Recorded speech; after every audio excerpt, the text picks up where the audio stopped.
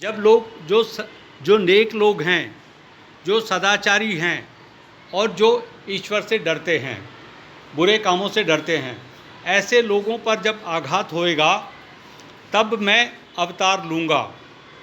यदा यदा ही धर्मस्य ग्लानिर्भवति भारत अभ्युत्थानम धर्मस्य तदात्मानं सृजाम्यहम्।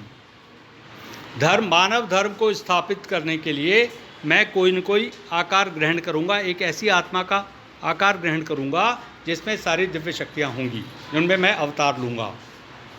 फिर वो कह रहे हैं कि मैं अवतार किस लिए लूँगा? परित्राणाय साधूनाम विनाशाय च दुष्कृताम धर्म संस्थापनार्थाय संभवामि युगे युगे।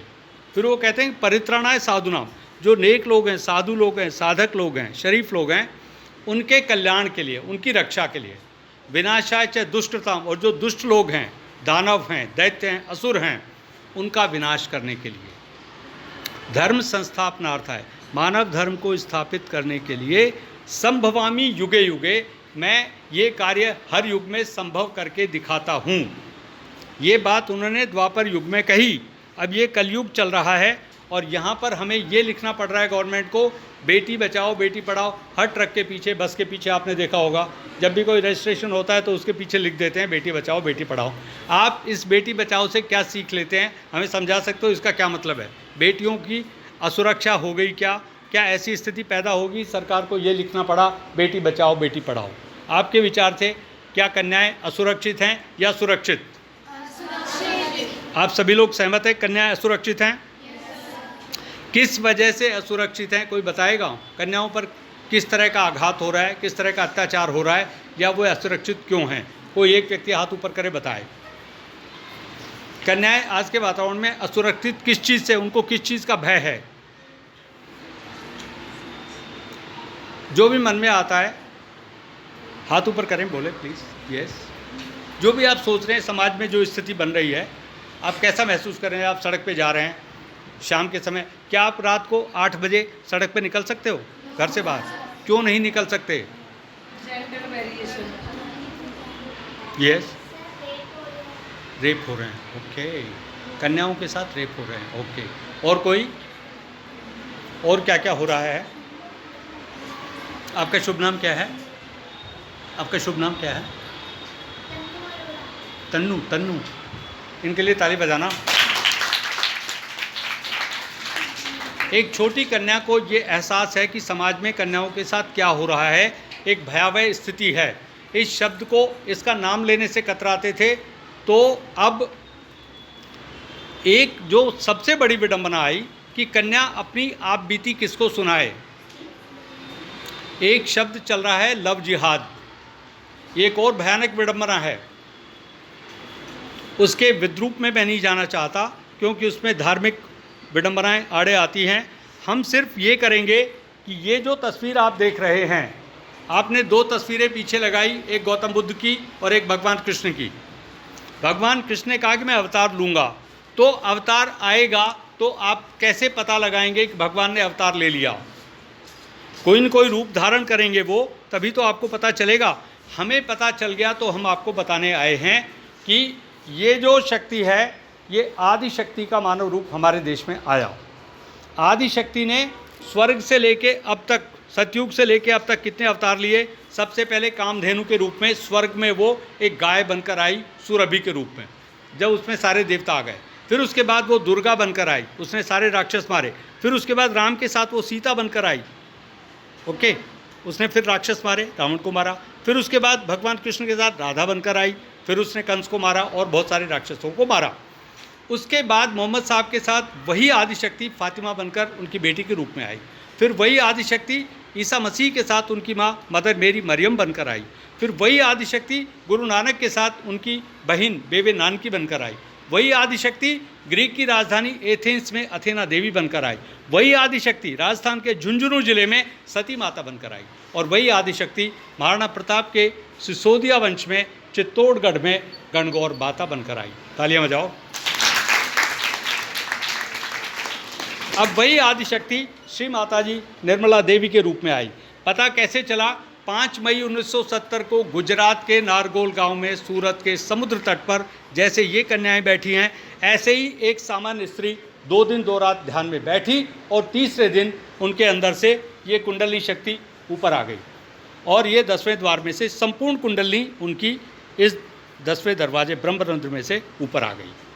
और ये जब आ गई तो उनको पता नहीं चला कि ये शरीर में से ज्वाला कैसे निकली। ज्वाला के रूप में ठंडी ठंडी हवा उनके अंदर से आई। तो समुद्र तट पर जो बंदे घूम रहे थे उन्होंने कहा, माता जी आपके शरीर में से ठंडी ठंडी हवा आ रही है। तो माँ ने कहा कि बेटा मुझे खुद नहीं पता मेरे साथ क्या हुआ है, कोई अचरज भरी घटना घटी है।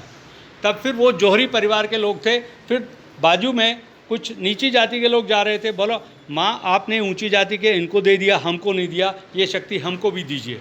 तो फिर माँ ने उनको डांटा, बेटा मैंने कुछ भी नहीं किया, अपने आप ही जैसे पंखे में से हवा आ रही है ऐसे हवा आ रही थी और उन लोगों ने भी ठंडी हवा का झोंका महसूस किया।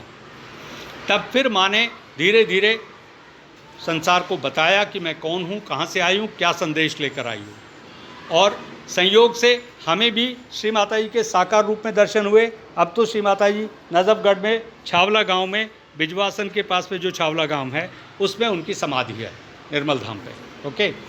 और अब अगर आपको राम देखना है, कृष्ण देखना है और मोहम्मद साहब देखना है, ईसा मसीह, जो अवतार धरती पर उतरे हैं वो सारे अवतार इसके भीतर आ गए। उनकी कुंडली जागी और स्वर्ग से जितने देवता थे एक स्त्री के भीतर आकर के बैठ गए। अब आपको जितनी भी मूर्तियाँ पूज रहे हैं, साकार निराकार जो भी है, वो सब इस फोटो में से ही मिलेगा। और आप बालकों को, जो 12 साल तक के बालक हैं, उनको ये शक्ति बहुत जल्दी महसूस होगी। अभी आप बैठ कर के इससे बात कीजिए, ये जवाब भी देगी और आपके बिगड़े हुए कामों को भी बनाएगी। जो विषय आपको नहीं आ रहे हैं, आपकी चेतना इतनी प्रबल हो जाएगी, इतनी आत्म प्रकाशित हो जाएगी कि आप बैठे बैठे त्रिकालदर्शी हो जाएंगे, आपका ये तीसरा नेत्र खुल जाएगा। अब देखिए, ये बात हो गई बहुत ज़्यादा बड़ी, शास्त्रों में लिखा हुआ है अगर ईश्वर मिल जाता है तो मनुष्य को क्या क्या मिलता है। हम बहुत बड़ी बात नहीं कर रहे, पहले आप ये पता लगा लो क्या इसमें दैविक शक्ति की तरंगें आती हैं, पता करें। इस फोटो से पूछिए, श्री माता जी कौन है, आप कौन हैं? श्री माता जी आप कौन हैं? क्या आप सचमुच में आदिशक्ति हैं? हम ये कैसे यकीन करें कि आप आदिशक्ति हैं? अगर आप सचमुच में आदिशक्ति हैं तो अपनी दैविक शक्ति का हमें एहसास कराओ और हमारे सारे दुख दर्द मिटाओ, हमारी सारी मुश्किलें हल करो, पढ़ाई की दुविधाएं समाप्त करो, हमारा बौद्धिक विस्तार करो और हमें आत्मज्ञान से आलोकित करो। ठीक है साहब, ये प्रार्थनाएं हमने कर ली। अब आप देखिए, फ़ोटो को देखते जाइए और 1 मिनट के लिए आंखें बंद करके अपने हाथों की उंगलियों को देखिए। आपके हाथों की उंगलियों पर आपको ठंडी या गर्म कैसी हवा आ रही है। 1 मिनट के लिए ध्यान में जाइए। जो कन्याएं अभी भी इधर उधर हिल डुल रही हैं, आंखें बंद करके 1 मिनट अपने ऊपर चित्त को केंद्रित कीजिए और देखिए कि हाथों की उंगलियों पर कैसी अनुभूति हो रही है।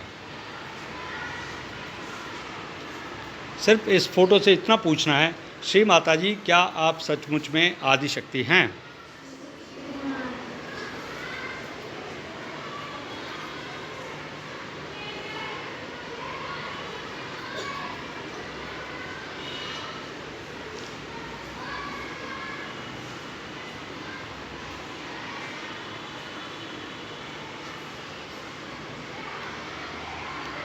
किसी को ठंडी आएगी तो किसी को गर्म आएगी।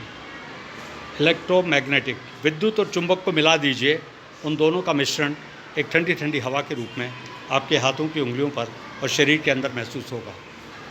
एक स्पंदन जो अद्वितीय अनुभव है। कितने लोगों को शक्ति आ गई है, हाथ ऊपर करें। किन किन लोगों को हाथों में तरंग आ गई है, हाथ ऊपर करें। हाथों की उंगलियों पर एक ठंडी या गर्म, या ऐसा लगेगा जैसे झंझनाहट आ रही है, चुंबक जैसा। कितने लोगों को महसूस हुआ? नहीं हुआ अभी तक? हो गया? संकोच मत करो, या तो बाएं हाथ में आएगी या दाएं हाथ में आएगी। आ गई। एक मिनट देखो, नहीं तरफ बातें अभी नहीं, अभी नहीं, एक मिनट मैम, एक मिनट, एक नेगेटिव में वहाँ बैठो, अभी रख दो। एक मिनट बाबू, अभी ये देखो एक नया अनुभव है, एक मिनट ध्यान लगने दो, आंखें बंद करो, आपस में बातें नहीं करो। देखो शक्ति रुक जाएगी, शक्ति रुक जाएगी अगर हम